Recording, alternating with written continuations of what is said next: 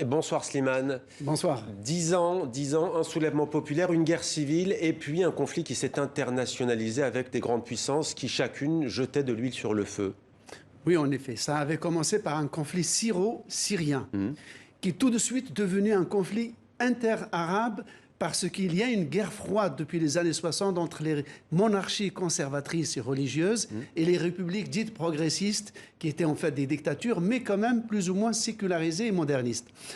Et ensuite, le conflit est devenu à l'étage au-dessus régional avec l'intervention de l'Iran via le Hezbollah et de la Turquie. Et enfin, les deux grands, c'est-à-dire la Russie et les États-Unis, sont entrés dans la danse avec les Européens et les Chinois. Donc l'affaire a échappé complètement aux Syriens pour devenir une affaire à plusieurs étages dans la partie internationale où la Russie, pour la première fois depuis la fin de l'Union soviétique, est intervenue massivement pour sauver le régime de son allié Bachar el-Assad. La Russie qui ne voulait pas voir tomber Bachar el-Assad après le renversement en Libye de Mouammar Kadhafi. Quid d'aujourd'hui? On a vu cette image d'Idlib, Slimane. Ce n'est pas le pouvoir syrien qui dirige cette région, même s'il l'encercle.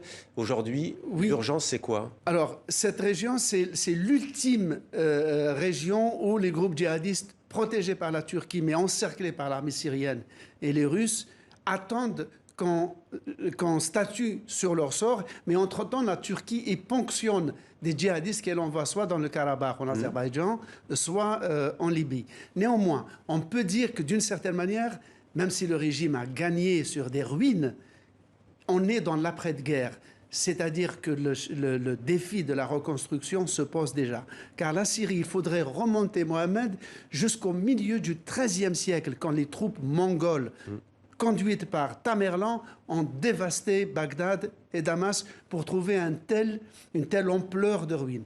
Donc le chantier de la reconstruction est ouvert et déjà les grands groupes de la reconstruction des aéroports, des ports, des systèmes de réseaux ferroviaires, autoroutiers, des hôpitaux, des écoles, bref, tout est à reconstruire.